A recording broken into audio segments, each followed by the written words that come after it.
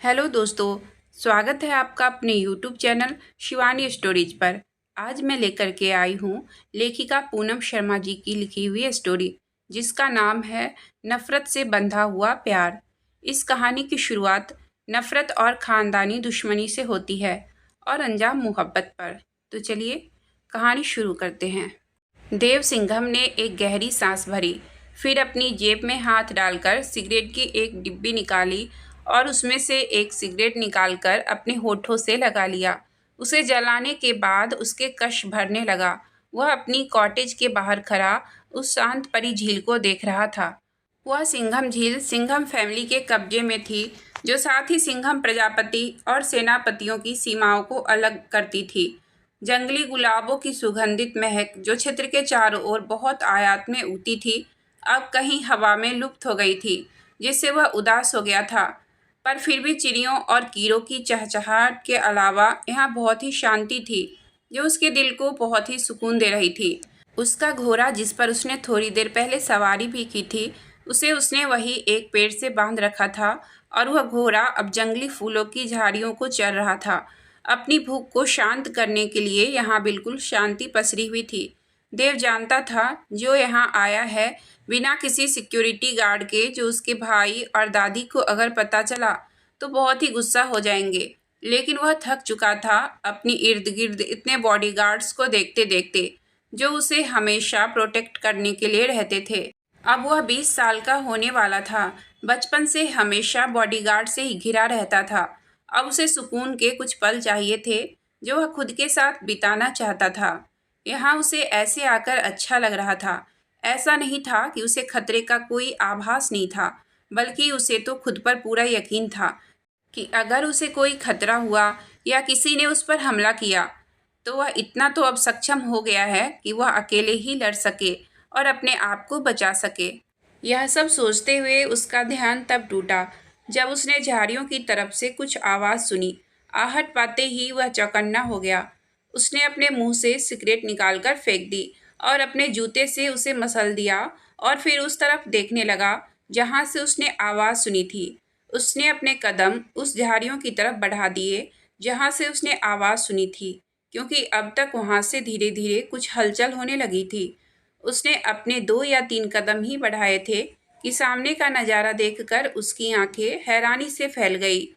एक दुबली पतली सी लड़की तेज कदमों से झाड़ियों से निकलकर उसकी ओर ही आ रही थी।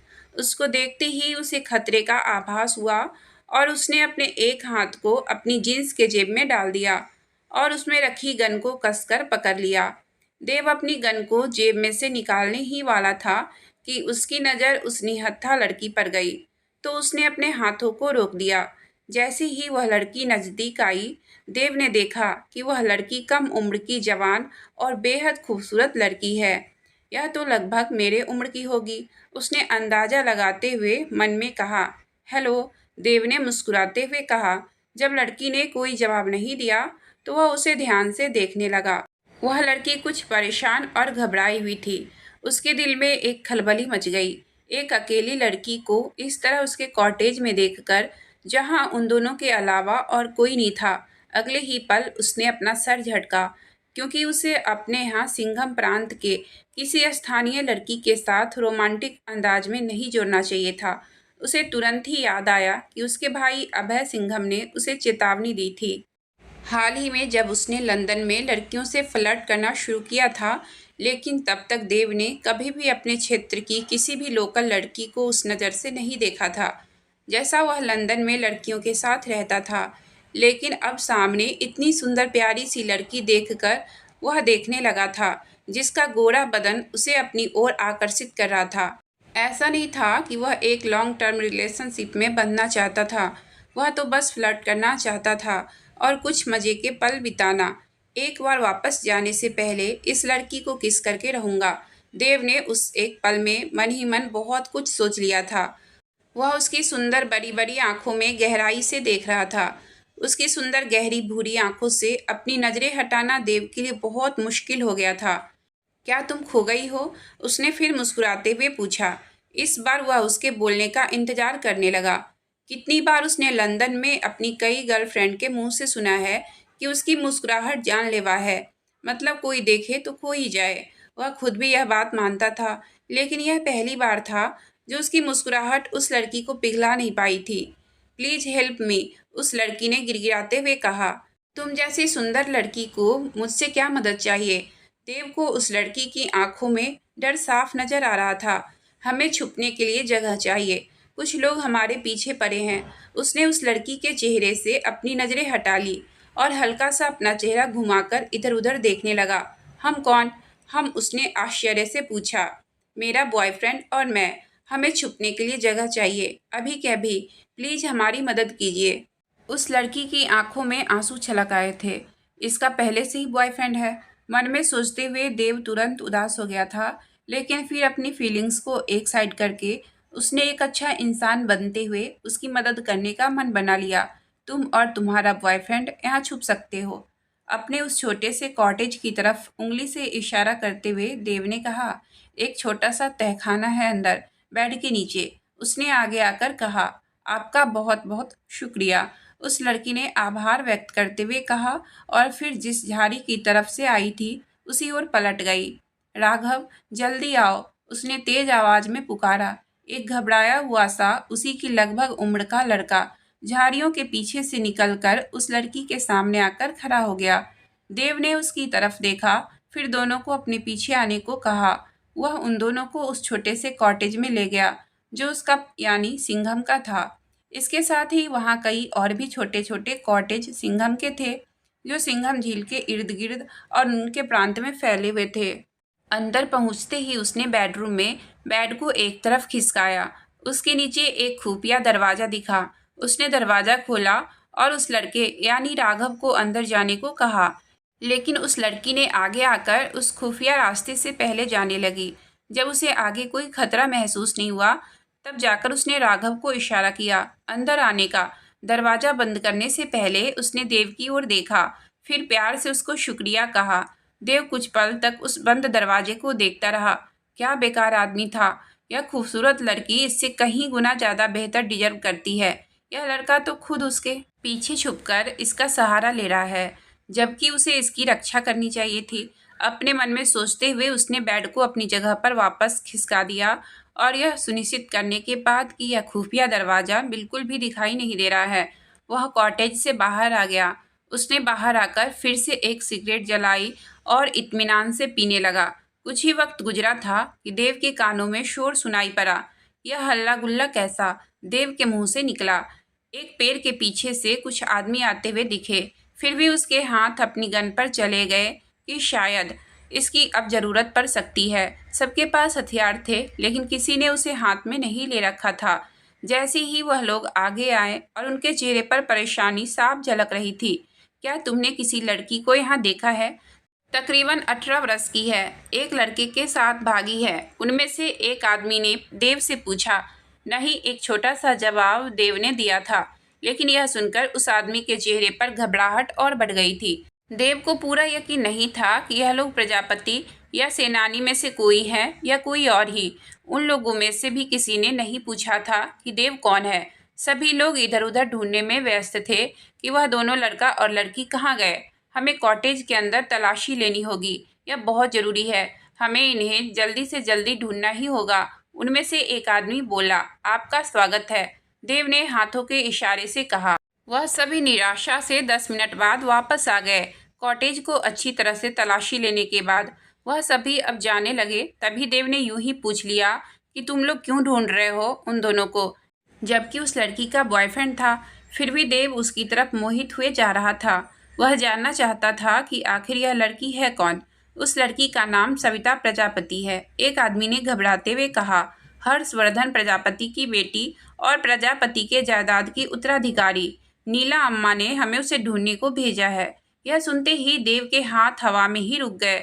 जो उसने सिगरेट मुंह से लगाने के लिए उठाए थे वह एकदम जल सा गया था।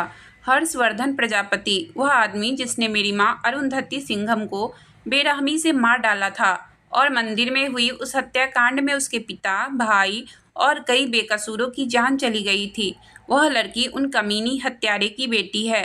देव की आंखों के सामने वह दृश्य घूम गया जब उसके परिवार को मार दिया गया था, फिर चिता जलाई गई थी। उस जलती हुई राख की गंध आने लगी थी। तुरंत ही उसकी आंखें नफरत और गुस्से से जल उठी। अपने माँ, पिता और छोटे भाई को खोने का दर्द उसकी आंखों में उतर आया, सिर्फ और सिर्फ प्रजापति परिवार की वजह से, खास तौर पर वह हर्षवर्धन प्रजापति। एक पल रुकने के बाद देव ने गंभीर रूप से पूछा, क्या तुम लोगों ने बेड के नीचे देखा?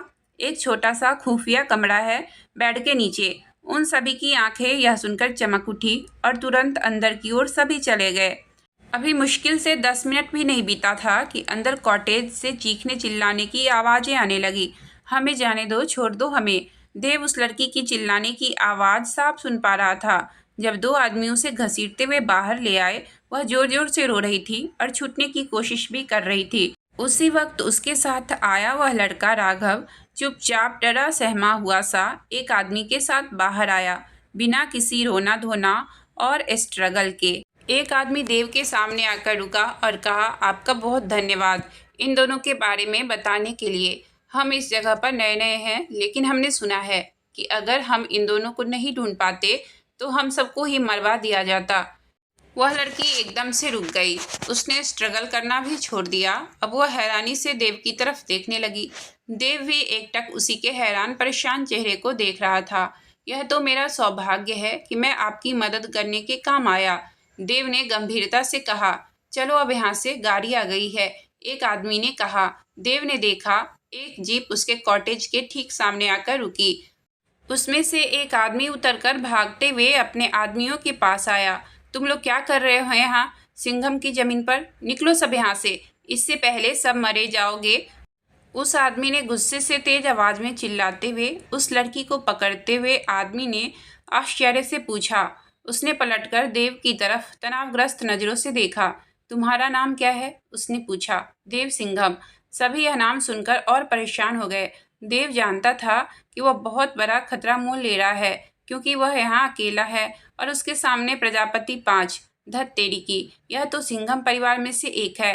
हम इसे कोई नुकसान नहीं पहुंचा सकते, वरना मैडम हमें जिंदा नहीं छोड़ेगी। नीला अम्मा और नीलाम्बरी मैडम दोनों एक ही इंसान हैं। वह लोग कुछ देर तक देव को घूरते रहे, फिर अपना सर झटककर जीप की तरफ बढ़ गए। उस लड़की को जीप पर जबरदस्ती बिठाने से पहले उस लड़की ने देव की तरफ एक बार पलटकर देखा। जैसे ही दोनों की नजरें मिली, जहां सविता की आंखों में नफरत थी, वही देव की आंखों में अजीब सी शांति। थोड़ी देर पहले क्या क्या हुआ, यह सब उसके दिमाग में घूमने लगा। उसे एक अजीब सा आभास होने लगा। उसका दिमाग उसे चिल्ला चिल्ला कर कह रहा था, अब सब कुछ बदल जाएगा, आज से और अभी से। देव की जिंदगी में एक बहुत बड़ा बदलाव आने वाला है, जो उसकी जिंदगी पूरी तरह से उलट कर रख देगा। क्या उसने सविता के साथ गलत किया था? यह सब ख्याल उसने अपने दिमाग से बहुत मुश्किल के बाद झटक दिए और फिर गौर से सविता प्रजापति की तरफ और उसकी हरकतों की तरफ देखने लगा। वह लगातार सविता प्रजापति की ओर ही देख रहा था। उसने अपनी जेब से सिगरेट निकाली और उसे जलाकर वही उसके कश भरकर धुआं हवा में उड़ाने लगा। उसकी नज़रें अभी भी जाती हुई सविता प्रजापति पर ही थी। 7 साल बाद सविता प्रजापति मेंशन में अपने दादाजी के साथ डाइनिंग टेबल पर बैठे नाश्ता कर रही थी। ऐसा कभी कभी ही होता था जब वो अपने दादाजी के साथ कुछ वक्त बिता पाती थी, इसलिए वह कोशिश करती थी उनके साथ कुछ घंटे बिता पाए। उनकी यूं ही उन्हें राज्य और बिजनेस में होती जनरल प्रोग्रेस और होने वाले इवेंट्स के बारे में बताया। मुझे लगता है यह हम सब के लिए सही होगा दादाजी, उसने प्यार से कहा, और हमेशा की तरह उन्होंने अपनी आंखों के इशारे से ही हाँ या ना में जवाब दिया, जो कि उनका बात करने का आखिरी जरिया रह गया था। जब सिंघम ने उनकी पत्नी पर गोली चलाकर मार दिया था, तभी उनकी पीठ पर कई गोली चलाई थी, जिससे उनकी रीढ़ की हड्डी क्षतिग्रस्त हो गई थी और वह पूरी तरह से पैरालाइज हो गए थे, यानी कि लकवा मार गया था। उस दिन के बाद से ही मौत का सिलसिला शुरू हो गया था। कई और लोगों की जान गई थी। सिंघम और प्रजापति परिवार से सविता ने अपने दिमाग से पुरानी और कई यादों को झटका। उसे यह सब सोचकर ही नफरत होने लगती थी। उसने दोबारा अपना नाश्ता करना शुरू कर दिया और जब लगभग नाश्ता खत्म होने को हुआ, तभी उसने दीवार पर लगी एक प्राचीन और विशाल घड़ी की आवाज़ सुनी, जो 7 बजा रही थी। उसने एक साफ नैपकिन उठाया और उससे अपना मुंह साफ करने लगी। फिर अपनी उंगलियों की मदद से नौकरों की तरफ इशारा किया। आसपास कई सर्वेंट खड़े थे। उसमें से एक आगे आया, सविता का इशारा देखकर, और अपने साथ एक गर्म भाप निकलता हुआ बर्तन भी लाया। मैडम, कॉफ़ी, उसने अपनी कांपती आवाज़ में कहा। सविता ने उसे आगे बढ़ने के लिए एक कर्कश इशारा किया, लेकिन वह आदमी इतना घबराया हुआ था कि उसके हाथ कांपने लगे और उसने कॉफ़ी को कप के बाहर टेबल पर गिरा दिया। तुरंत ही उसकी आंखें डर से फैल गई। आई एम सॉरी मैडम, उसने डर और घबराहट में कहा। सविता ने उस बिखरी हुई कॉफ़ी की तरफ देखा, फिर उसकी नज़र अपनी शर्ट पर गई, जिस पर कॉफ़ी की कुछ बूंदें टेबल से गिर गई थी। वह सर्वेंट टिश्यू पेपर से बिखरी हुई कॉफ़ी पर थपथपाने लगा, लेकिन उसे साफ करने की बजाय उसने और ही बिखेर दिया था। प्लीज मुझे मत मरवाइए, मुझे माफ़ कर दीजिएगा मैडम, इस बेवकूफ़ को यहाँ से हटाओ, सविता ने आराम से आदेश देते हुए कहा। अगले ही पल दो आदमी सामने आए और चिल्लाते रोते हुए उस नौकर को वहाँ से ले गए। जब रोने चिल्लाने की आवाज़ कम हो गई, तब सविता ने मुंह सिकुड़ते हुए पूछा, कौन था वह ध्रुव? उसने बिना पीछे मुड़े ही कहा, जैसे वह जानती थी कि ध्रुव उसके पीछे ही खड़ा है। ध्रुव उसका बॉडीगार्ड और पर्सनल असिस्टेंट दोनों ही था। जब तक उसे आदेश नहीं मिलता था, तब तक वह उसके हमेशा नज़दीक ही रहता था। नया है मैडम, ध्रुव ने जवाब दिया। मैं ध्यान रखूंगा कि जब तक वह सब कुछ सीख नहीं जाता, यहाँ के तौर तरीके और काम करने के ढंग, तब तक वह घर में ना आ पाए। सविता ने सर हिलाया और कुर्सी से उठ गई। मैं आपसे कल मिलती हूँ दादाजी। उसने अपने दादाजी के झुर्रियों वाले गाल पर हल्के से किस किया और फिर मेन गेट की तरफ बढ़ गई। उसने एक गीले नैपकिन से उस कॉफ़ी के दाग को अपने शर्ट से साफ करने की बहुत कोशिश की, पर साफ ही नहीं हुआ। शर्ट से यह दाग तो साफ ही नहीं हो रहा है, और मेरे पास इतना समय नहीं है कि मैं कपड़े बदल सकूं। हमें यहाँ 9 बजे तक पहुँचना ही होगा। उसने गीली नैपकिन को वापस एक सर्वेंट को सौंपते हुए कहा और गाड़ी की तरफ बढ़ी, जो उसका ही इंतजार कर रही थी। संजय, उसने उस आदमी को पुकारा जो गाड़ी के पास ही खड़ा था। संजय प्रजापति मेंशन में लगभग 30 सालों से काम कर रहा था। वह प्रजापति की सभी संपत्तियों का केयर टेकर था और साथ ही राज्य में कोई भी समस्या होती तो उसे भी हल करता था। यस मैडम, जो रात में हमारे बीच बात हुई थी, मैं चाहती हूँ तुम उसे पूरा करो। बट मैडम, हमारी अभी तो बात हुई थी। यह काम बहुत रिस्की है। और फिर उसने उसकी बात पूरी होने से पहले ही उसे रोक दिया। करो इसे, उसने नरमी से आदेश में कहा। संजय ने एक गहरी सांस ली और अपनी गर्दन हाँ में हिला दिया। जब तक आप घर वापस आएंगे, तब तक काम पूरा हो चुका होगा। अच्छा, सविता ने गाड़ी में बैठने से पहले संजय की बात सुनकर कहा। Let's go. जैसे ही उनकी गाड़ी प्रजापति मेंशन के बड़े से लोहे के गेट से बाहर निकलने लगी, ध्रुव ने उसे उसका आज का शेड्यूल और उससे रिलेटेड डिटेल समझाने लगा। जब उसने बोलना शुरू किया तो उसके चेहरे पर गहरी एक्सप्रेशन थे। उसकी भौहें सिकुड़ी और आंखें छोटी छोटी कर रखी थी। वह कुछ सोचते हुए आगे बोला, मुझे पूरा यकीन नहीं है कि यह सही होगा मैडम। हमारे लोग नफरत करते हैं सिंघम से, उसके पास काम करने के तरीके से। पर्सनली मुझे लगता है। स्टॉप। सविता ने शांति से उसे आदेश दिया और जो भी वह कहना चाह रहा था उसे बीच में ही रुकवा दिया। यह प्रोजेक्ट हमारे लोगों के लिए बहुत महत्वपूर्ण है और मैं चाहती हूँ कि जैसे जैसे कार्य आगे बढ़े, आप शांति बनाए रखने की प्रमुख जिम्मेदारी लेंगे। समझ गए? जी मैडम, मैं समझ गया। अच्छा। सविता ने देखा कि अब गाड़ी उस रेतीले रास्ते की तरफ बढ़ रही है जहाँ कैनल कंस्ट्रक्शन का काम चल रहा है। वह जानती थी आखिर ध्रुव उससे क्या कहना चाह रहा था। उसने जो चिंता जताई वह सही ही तो थी। यह कोई आसान बात नहीं थी प्रजापतियों के लिए सिंघम के साथ काम करना, पर यह उसकी मजबूरी भी थी और ज़रूरत भी। उनके लोगों के लिए, उनके डेवलपमेंट के लिए, उसके बेहतर भविष्य के लिए सुख की मार उसके लोगों के लिए भारी पड़ रही है, जैसा कि सिंघम के पास है। प्रजापतियों के पास वह मॉडर्न टेक्नोलॉजी नहीं है कि अपने लोगों की फसलों को सूखने से बचा सके। उसके मन में एक गिल्ट था कि वह अभी तक अपने लोगों को बेहतर सुविधा नहीं दे पा रही थी। वह अभय सिंघम की तरह पढ़ी लिखी नहीं थी और ना ही उसके ऐसी कोई कॉन्टेक्ट्स थे कि वह अपने लोगों तक बेहतर सुविधाएं और विकास दे पाए। ज़्यादा से ज़्यादा वह आम ज़रूरत की चीज़ें जैसे खाने की चीज़ें, पानी और कुछ ज़रूरत का सामान ही बाहर से मंगवा पाती थी। लेकिन जिस तरह से चीज़ें हो रही थी वह जानती थी यह एक अस्थायी योजना नहीं थी। प्रजापति के पैसे में इनका हिस्सा बहुत ही कम था, पर अब तक वह इतना ही कर सकती थी। पर जब 1 साल बाद यह कैनल प्रोजेक्ट पूरा होगा तो फसलों में सिंचाई के लिए पानी की समस्या खत्म हो जाएगी और मैन्युफैक्चरिंग टीम यह सुनिश्चित करेगी कि लोगों को उचित रूप से नियोजित और व्यस्त रखा जाए, जिससे उन्हें झगड़े से दूर रखा जा सके। लेकिन अगर प्रजापति और सिंघम एक दूसरे को खुद नहीं मारते, पहले तक वह बहुत मुश्किल था आपस में शांति बनाए रखना, पर वह अब सोच चुकी थी कि उसे क्या करना है और अब वह पीछे नहीं हट सकती थी।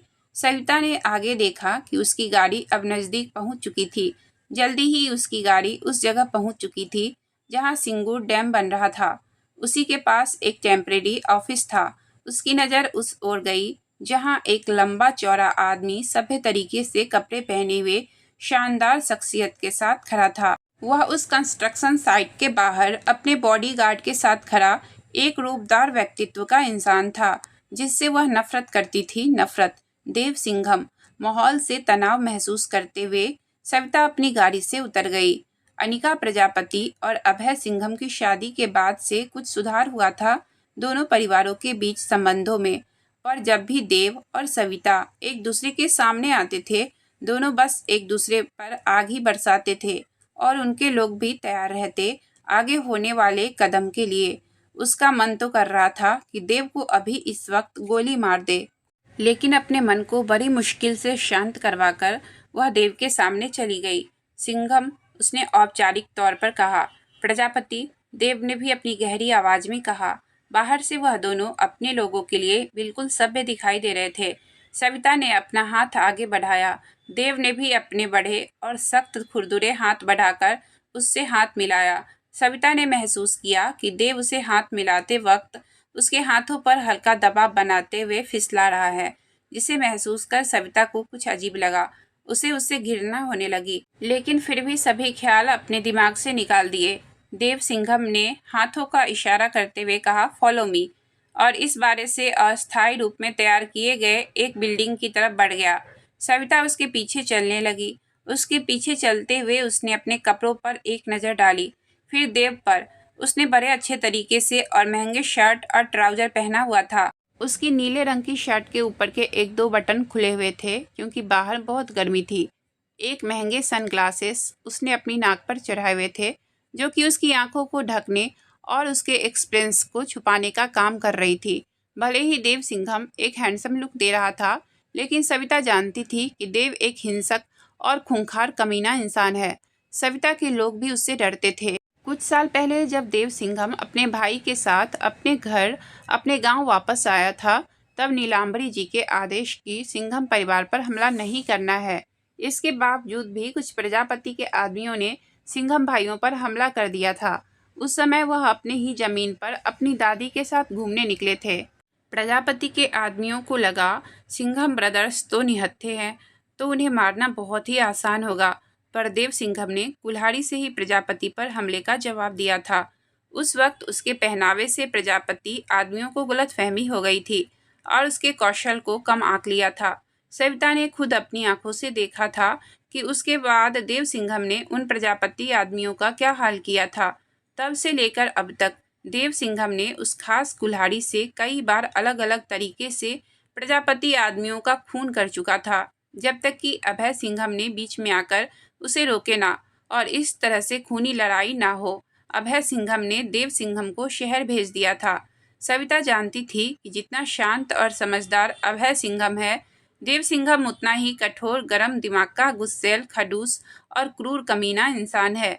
उसे सुख सुविधाएं, ऐशो आराम और पैसा विरासत में मिली थी, जो उसे घमंडी और आलसी भी बनाता था।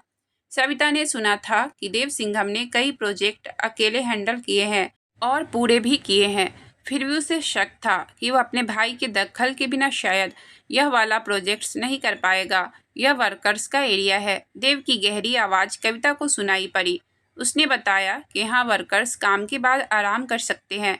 सविता बड़े ध्यान से सब सुन रही थी और देख रही थी। अभय सिंघम ने जो प्रोजेक्ट्स हाथ मिलाकर उदारता दिखाई थी, उसे सोचकर सविता अभी भी बहुत हैरान थी।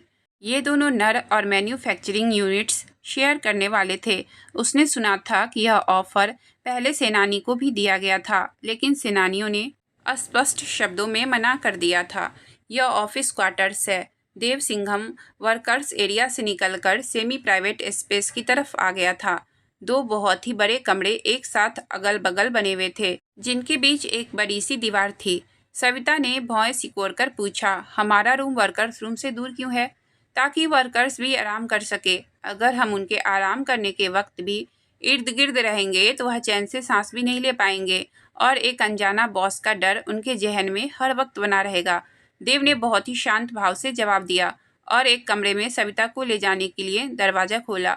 सविता ने देखा एक नॉर्मल साइज का ऑफिस रूम था, जिसमें पीछे की तरफ एक सेमी प्राइवेट बेड लगा हुआ था और वॉशरूम भी था। यह मेरा ऑफिस है, देव ने कहा। तुम्हारा भी इसी के जैसा ही दूसरा वाला रूम है, मेरे रूम के बगल में। उसने सर हिलाया और अपने ऑफिस रूम की तरफ कदम बढ़ाया ही था कि देव की आवाज़ ने उसे रोक दिया। मुझे तुमसे कुछ ज़रूरी बात करनी है, देव ने कहा और अपने ऑफिस रूम के अंदर चला गया, यह उम्मीद से कि उसकी बात सुनकर सविता भी उसके पीछे पीछे आएगी।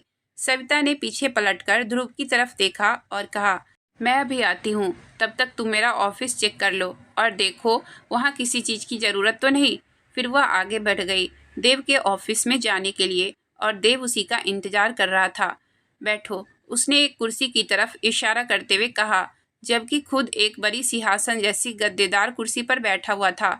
एक छोटा और हल्का सा क्लिक की आवाज़ आई। सविता के पीछे दरवाज़ा अपने आप ही बंद होने की, जिसके बंद होते ही वह दोनों बाहरी दुनिया से एकदम अलग हो गए।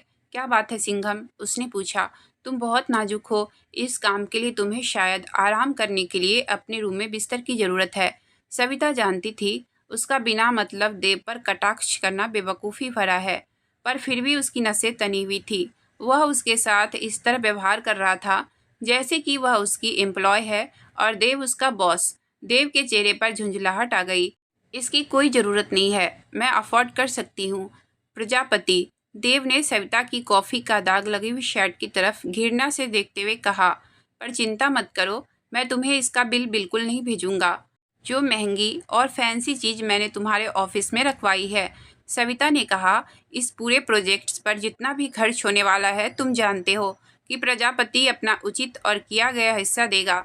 हाँ हाँ, देखते हैं कितनी जल्दी तुम मुझे एक छोटा सा लोन मांगने आती हो। सविता ने उसके ताने को इग्नोर करते हुए पूछा, तुम्हें मुझसे क्या बात करनी थी?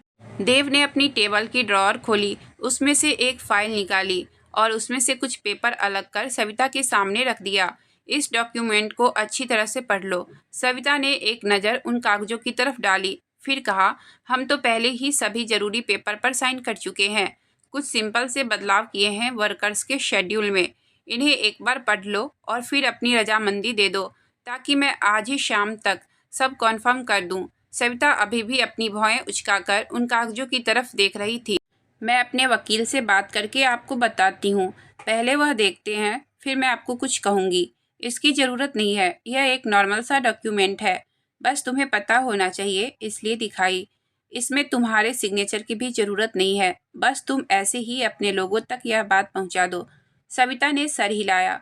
हो सकता है, लेकिन मैं अभी भी अपने अलावा किसी और को पहले इसे दिखाना पसंद करूंगी। वह एकदम चुप और शांत भाव से बैठा था। उसने अपनी आंखों को सविता पर टिका दी। वह ध्यान से उसके चेहरे को, उसके एक्सप्रेशंस को पढ़ने लगा, फिर टेबल पर रखी उन डॉक्यूमेंट पर नज़र डाली। उसने ऐसा बार बार किया जब तक कि वह एक शॉकिंग नतीजे पर नहीं आ गया। उसकी आंखें बड़ी और हैरानी से फैल गई। तो इसका मतलब यही है कि तुम अनपढ़ हो, तुम एक सिंपल सा। इसके आगे देव कुछ बोल पाता, सविता खड़ी हो गई। उसने तुरंत अपनी गन निकाली और देव के सिर की तरफ तान दी। अपनी किस्मत को और मत आजमाओ सिंघम, उसने बड़े ही खतरनाक स्वर में कहा, नहीं तो तुम्हारे इस महंगे ऑफिस में तुम्हारे सर के टुकड़े टुकड़े हो जाएंगे। मेरे लिए सिर्फ यह एक दुर्भाग्यपूर्ण घटना होगी, उसने हल्की सी मुस्कुराहट के साथ कहा। हालांकि मुझे लगता है यह प्रजापति के लिए एक भाग्यशाली घटना होगी। सविता ने देखा देव ने अपने दोनों हाथों को आपस में बंधा हुआ था। अगले ही पल देव ने उसकी कलाई पकड़ी और उसे वापस कुर्सी पर धकेल दिया। दोबारा से अपनी गन मुझ पर तानने की जरूरत भी मत करना। वह गुस्से से उसकी कुर्सी की तरफ आया। सविता उसे गौर से देख रही थी। यह मेरे लिए मुश्किल होगा, क्योंकि जब आप अपना यह स्टूपिड सा मुंह खोलते हैं अपनी बकवास बात करने के लिए, तो मेरे हाथ खुद चले जाते हैं मेरे हथियार पर। बल्कि आपका मुंह खोलने क्या, आपकी मौजूदगी ही काफ़ी है, सविता ने गुस्से से जलते हुए कहा। देव उसके करीब बढ़ा और अपने चेहरा उसके करीब झुका लिया। बस कुछ इंच का ही फासला था। वह आसानी से उसके पास से आ रही खुशबू को सूंघ सकती थी। वेल डार्लिंग, हम दोनों बिल्कुल एक जैसा सोचते हैं, लेकिन मैं तुम्हें एक सुझाव दूंगा कि अपने आप पर कंट्रोल करना सीखो। नहीं तो तुम लोगों को या तो अपनी जान से हाथ धोना पड़ेगा या अपने राज्य से भागना पड़ जाएगा। देव ने अपनी बात आराम से स्पष्ट शब्दों में समझाना चाहा। सविता ने अपना हाथ देव के सीने पर रखा और उसे धकेलने के लिए जोर से धक्का दिया और कुर्सी से उठ खड़ी हुई। फिर उसने अपने हथेलियों को अपनी थाई पर रगड़ना शुरू कर दिया, जैसे ही देव को छूने से उसके हाथ गंदे हो गए हो। तुम्हें इन लोगों की परवाह करने की कोई ज़रूरत नहीं है, उसने ठंडे भाव से कहा। उसकी चिंता करने के लिए मैं काफ़ी हूँ। अपना मुंह बंद रखा करो जब बात मेरी या मेरी पर्सनल चीज़ों की होती है। जब तक कि कोई काम से रिलेटेड बात ना हो, मुझसे बात करने की ज़रूरत नहीं। उसने वह पेपर उठाए और दरवाजे की तरफ बढ़ गई। दरवाज़ा खोलकर वह बाहर निकल गई और अपने पीछे से ही बिना मुड़े दरवाज़ा बंद कर दिया। लेकिन उसे जाते वक्त अपनी पीठ पर देव की जलती हुई निगाहें महसूस हो रही थी। देव गुस्से में अपने ऑफिस में खड़ा था। उसका मन कर रहा था कि एक कुल्हाड़ी उठाए और जाकर सबको काट डाले, या फिर सुबह 9:30 बजे ही स्कॉच की बोतल को उठाए और फिर उसे तोड़ दे। वह अपना गुस्सा शांत करना चाहता था ताकि कहीं सविता का ही गला न दबा दे। सविता प्रजापति ने उसके अंदर एक ज्वाला को भड़का दिया था। वह उसकी आवाज़ दीवार से साफ सुन पा रहा था जब वह अपने किसी आदमी से कुछ सवाल कर रही थी और वह आदमी उसे जोर जोर से वह डॉक्यूमेंट पढ़कर सुना रहा है। क्या सोचकर प्रजापतियों की तरफ से उसने सविता को कहा, प्रोजेक्ट की देखरेख के लिए। देव को प्रजापतियों के साथ डील करने में कोई प्रॉब्लम नहीं थी, उसे तो प्रॉब्लम थी खुद सविता प्रजापति के साथ काम करने में। यह तो उम्मीद कर रहा था कि प्रजापति शायद किसी को हायर करेंगे प्रोजेक्ट मैनेज करने के लिए। उसने अपने आप को शांत करने के लिए एक गहरी सांस ली।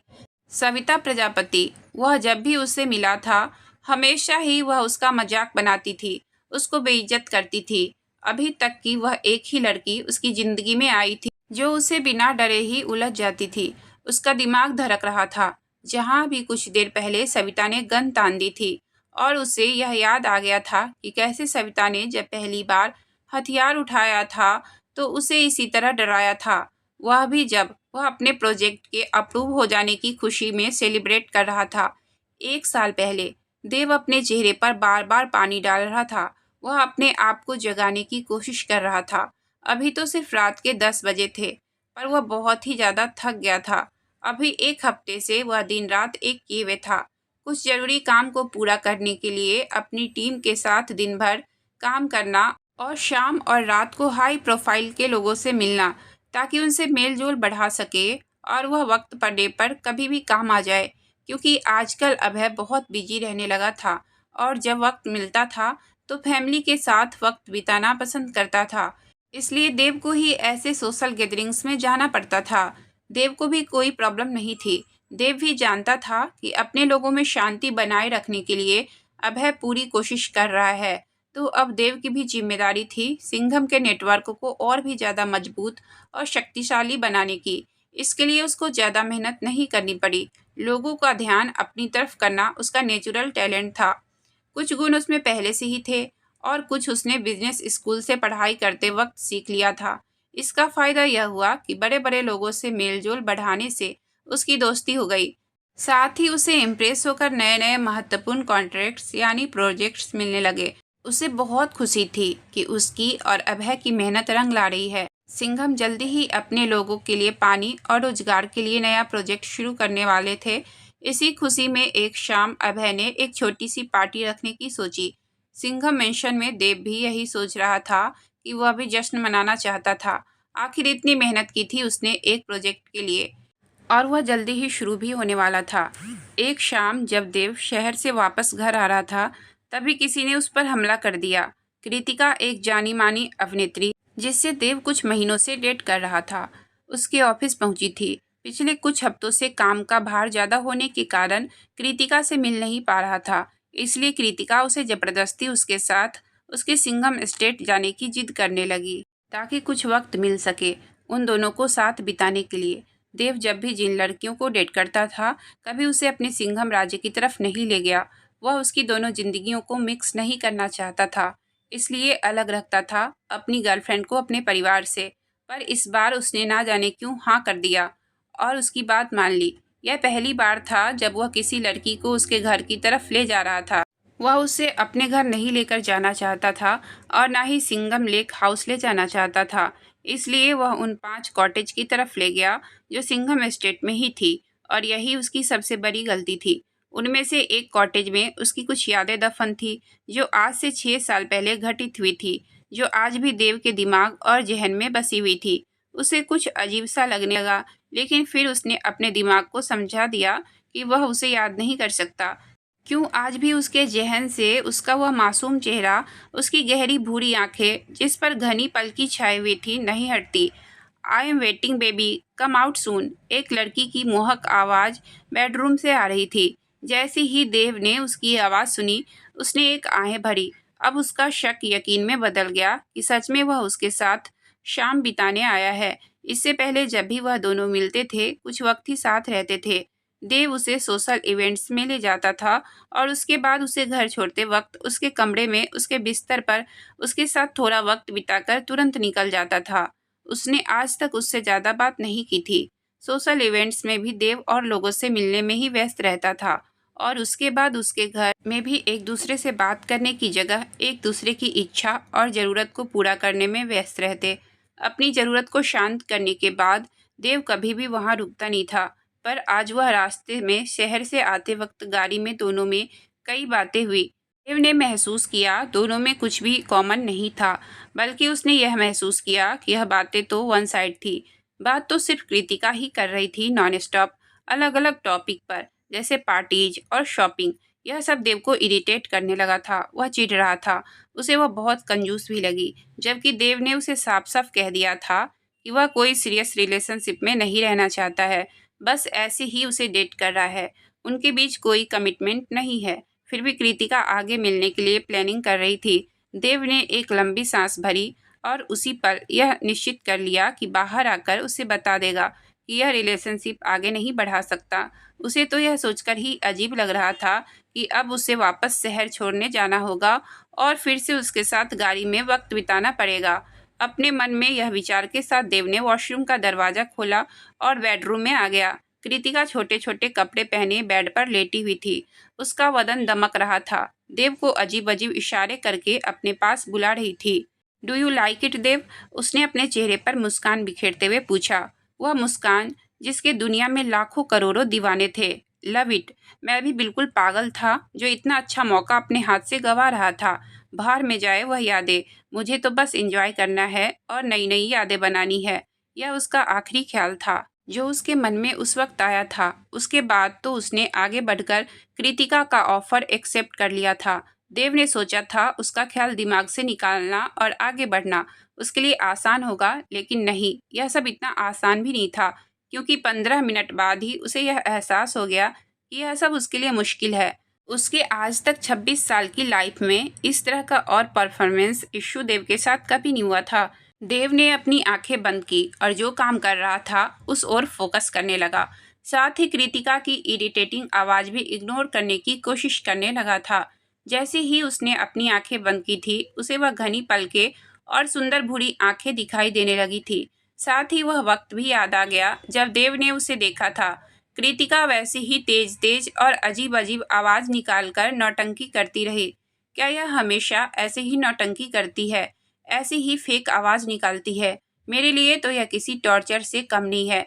और मैं क्यों इतना गिल्टी महसूस कर रहा हूँ उन यादों की वजह से? क्यों वह याद आज भी मेरे दिल और दिमाग से निकलती नहीं है? अगले ही पल देव पीछे हट गया और एक साइड बैठ गया। बेबी, तुम रुक क्यों गए? कृतिका ने मुंह बनाते हुए कहा। कृतिका, आई एम सॉरी, पर अब मुझसे नहीं होगा। मुझे लगता है कि हमें देव आगे कुछ बोल पाता कि अचानक कृतिका चिल्लाने लगी। उसकी आवाज़ इतनी तेज थी कि किसी के भी कान के पर्दे फट जाए।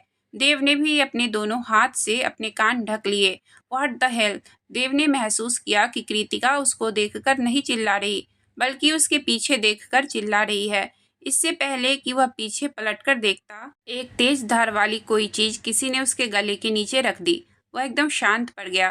कृतिका अभी भी चिल्ला रही थी, जिससे अब देव का सर घबराने लगा था।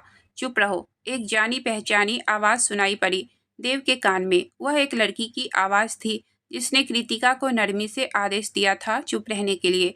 कृतिका ने तुरंत चिल्लाना बंद कर दिया, लेकिन डर से उसके कांपने की थरथराहट सुनाई पड़ रही थी। अपने गले में चाकू को ध्यान में रखते हुए देव ने धीरे से कंबल को अपने बगल में खींचा और कृतिका के ऊपर फेंक दिया, जिससे कि लगभग उसका नग्न शरीर ढक गया। अगले ही पल दो आदमियों ने उसे पीछे से पकड़कर उठाया और कुर्सी पर बैठा दिया और पीछे से ही कसकर पकड़ लिया। सविता प्रजापति उसके सामने शैतानी मुस्कान लिए हुए खड़ी थी और अपने हाथ में लाल और हरे रंग का चाकू लिए देव के गर्दन पर घुमा रही थी। उसे बिल्कुल ऐसा लग रहा था जैसे उस रात की याद के बाद वह यहीं बस गई हो। वह उसे पहचान नहीं पाया था, क्योंकि इन 6 सालों में उसने उसे एक बार भी नहीं देखा था, पर उसकी गहरी घनी पलकें और भूरी आंखों ने उसे याद दिला दिया था कि यह वही लड़की है, क्योंकि 6 साल पहले उसने उसे नज़दीक से देखा था। उसे यह भी याद आ गया था कि उसने नाक में नोजपिन पहनी है, ये वही है जो उस वक्त पहनी थी। उसके लंबे बाल आज भी उसने उसी तरह से चोटी बनाई हुई थी, जैसे उस वक्त बना रखी थी, पर तब उसके गोल गोल लटकते गाल थे, जिसे देखते ही पता चलता था कि वह भी छोटी है, लगभग 17-18 साल की। और अब वह नरम से गाल सख्त दिखने लगे थे, और अब तो उसका पहनावा भी बदल चुका था। जैसे उसने तब ट्रेडिशनल कपड़े पहने थे, आज वह कॉटन शर्ट और खाकी कलर की ट्राउजर में थी। उसने इन सालों में से उसे एक बार भी नहीं देखा था, जबकि उसकी ज़िंदगी में वह खलबली मचाई हुई थी। उसकी ज़िंदगी बर्बाद करने के लिए उसने क्या कुछ नहीं किया था। उसकी जान से भी प्यारा घोड़ा चोरी हो गया था। उसकी पसंदीदा गाड़ी और बाइक उसने जलवा दी थी, और उसने ऐसे कई कांड करवाए थे जिससे देव को परेशानी या तकलीफ पहुंचे। पर बदले में देव ने भी उसकी गाड़ी को जलवाया था और उसकी कई प्रॉपर्टी को मिट्टी में मिलवा दी थी। वह तब तक नहीं रुका था जब अभय ने उसे नहीं रोक दिया आगे कुछ करने से। सुना है कि तुम आसपास ही हो सिंघम, तो तुमसे हेलो कहने आ गई। वैसे तो उसकी आवाज़ में नरमी थी, पर देव को तो वह किसी टोंट की तरह लग रहा था। जब देव ने कोई जवाब नहीं दिया तो सविता की मुस्कान और बढ़ गई। मैं तुम्हारे साथ नरमी से पेश आना चाहती हूँ। मैं नहीं चाहती हमारी वजह से हमारी फैमिली को प्रॉब्लम हो। आखिर शांति बनाए रखने के लिए ही तो उन्होंने यह कदम उठाया है। अब जल्दी ही हम फैमिली होने जा रहे हैं। बरसों पुरानी दुश्मनी को खत्म करने के लिए नीलांबरी प्रजापति ने अपनी भतीजी अनिका की अभय सिंघम से शादी का प्रस्ताव रखा, और अगले ही दिन अभय ने भी हाँ में जवाब दिया था, जबकि देव थोड़ा कंफ्यूज्ड था इस शादी को लेकर। एक तरफ तो देव बिल्कुल भी नहीं चाहता था कि संधि हो, क्योंकि बीते कल में जो हुआ था वह भूल नहीं पा रहा था। वह प्रजापतियों को माफ़ नहीं करना चाहता था, लेकिन दूसरी तरफ अपने लोगों की सलामती के लिए शांति भी चाहता था। वह जानता था कि जितनी लड़ाई आगे बढ़ेगी, उतना ही किसी न किसी की जान जानी है। उसे अपने निर्दोष लोगों की ज़्यादा चिंता थी, इसलिए उसने पहले अनिका के बारे में छानबीन करवाई, ताकि वह पता चल सके कि कहीं प्रजापति उनके साथ कोई धोखा तो नहीं कर रहा है। अनिका के बारे में देव को कुछ भी संदेहजनक नहीं लगा था। असल में जो भी उसको अनिका के बारे में पता चला था, उससे देव को यही लगता था कि अनिका हर मौके से एक अच्छी लड़की और अभय के लिए परफेक्ट रहेगी। अनिका एक नरम दिल की पढ़ी लिखी लड़की है, जो पेशे से डॉक्टर है, जिसका काम लोगों को ठीक करना और उनकी मदद करना है। इसके विपरीत देव ने तो बस अपने सामने लोगों को मरते या बर्बाद होते देखा था। देव अपने विचारों से तब बाहर आया जब उसे किसी लड़की की सिसकियों की आवाज़ सुनाई पड़ी। Please don't hurt me, please please. Dev जानता था कि कृतिका के नज़दीक कोई नहीं है, क्योंकि सविता सिर्फ 2 आदमियों के साथ आई थी और उन 5 के अलावा कोई नहीं था वहाँ, जबकि सविता और उसके आदमी तो देव को टॉर्चर करने उसके पास खड़े थे। फिर भी वह यह भी जानता था कि यह सब देख कृतिका सच में डर रही है। उसे जाने दो, देव ने सविता के चेहरे की तरफ देखते हुए बहुत ही शांत भाव से कहा। उसकी कार बाहर खड़ी है और वह खुद जा सकती है। मेरी दुश्मनी सिर्फ तुमसे है, सविता प्रजापति ने मुस्कुराते हुए कहा। आप कितने महान हो ना सिंघम। कोई सोचता होगा कि मुश्किल वक्त में भी आप लड़कियों को बचा लेते हो। यह कहते हुए उसकी आंखें और भी सख्त दिखने लगी थी। पर सच क्या है यह हम दोनों जानते हैं, उसने नरमी बदलते हुए पूछा। उसने उसे यह याद दिलाने की कोशिश की कि कैसे 6 साल पहले जब वह अपने बॉयफ्रेंड के साथ भागी थी तो देव ने सब बर्बाद कर दिया। देव कुछ बोलता उससे पहले सविता बेड की तरफ मुड़ गई। Get out. जैसे ही उसने यह कहा कृतिका लड़खड़ाते हुए बिस्तर से उठ गई। कृतिका ने अभी भी अपने पूरे कपड़े नहीं पहने थे, लेकिन उसे कोई फर्क नहीं पड़ता था। उसे तो बस यहाँ से भागना था। उसने सिर्फ अपना पर्स उठाया और दरवाजे की तरफ दौड़ गई। कुछ ही पल बाद देव को गाड़ी के इंजन की आवाज़ सुनाई पड़ी, क्योंकि कार स्टार्ट हो गई थी। फिर एक जोरदार एक्सीलेटर दबाकर गाड़ी फुर्ती से कॉटेज से बाहर निकल गई। जब तक सविता प्रजापति अपने हाथों पर चाकू की नोक घुमाते हुए गौर से देव की तरफ देख रही थी। ऐसा लगता है कि मैं आपके बारे में जो अफवाहें सुनी है वह सब झूठी है सिंघम। एक प्ले बॉय के लिए बिस्तर से उसका प्रदर्शन इतना खराब। असल में यह इतना खराब था कि बेचारी लड़की तो इंतजार ही नहीं कर पाई तुम्हारा, जब मैं तुम्हारा इस खराब प्रदर्शन में आगे खलल डाल दी थी। जब देव ने अभी भी उसके ताने का कोई जवाब नहीं दिया तो सविता और नज़दीक आ गई देव के और अपने नज़रों को उसने उसके नग्न शरीर पर चलाने लगी। उसने उसकी 1 फीट की दूरी पर खड़े होकर चाकू को उसकी गर्दन पर रख दिया। वह चाकू की नोक को उसकी गर्दन पर घुमाते हुए गर्दन के बीच में ले आई। फिर धीरे धीरे चाकू की नोक को उसके शरीर पर खाल को हल्का दबाते हुए नीचे की तरफ सरकाने लगी। फिर एक जगह जाकर चाकू को रोक दिया। देव के गुस्से भरी भावनाओं के बावजूद देव के शरीर में दर्द होने लगा और वह पूरी तरह से उत्तेजित हो गया। उसकी उत्तेजना को देखते ही सविता प्रजापति के चेहरे पर एक हल्की सी मुस्कान आ गई। क्या होगा अगर मैं इस चीज को काट दूं? मुझे लगता है लड़कियों पर यह मेरा एहसान होगा। फिर तो सिंघम वंश बढ़ाने के लिए सिर्फ तुम्हारा भाई ही रह जाएगा। How not a bad idea. उसने फिर उसे उकसाने और ताने मारने के लिए कहा। जब देव ने फिर भी कुछ नहीं कहा तो सविता ने चाकू वापस खींच लिया और उसकी गर्दन पर ही वापस ले ठहरा दिया। देव ने दर्द को महसूस किया, लेकिन 1 इंच भी हिला नहीं। वह उसे देखता रहा। सविता ने देव के गले पर अपनी उंगली चलाई और उसे अपने चेहरे के करीब लाई। तुम क्या जानते हो? उसने धीरे से ताना मारा। The great pure hearted. Singham का खून तो एक आम आदमी के जैसा ही है। देव का गुस्सा तेजी से बढ़ता ही जा रहा था। वह बहुत देर से चुप्पी बनाए हुए था। आखिरकार वह बोला, तुमने आज अपनी सारी हदें पार कर दी है।